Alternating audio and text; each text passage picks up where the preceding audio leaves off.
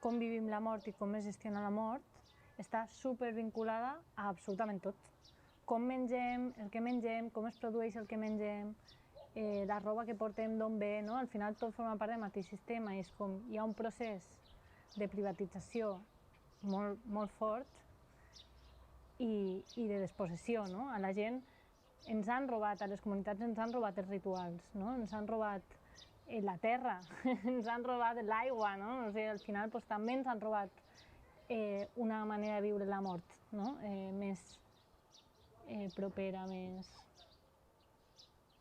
sobirana, no? Com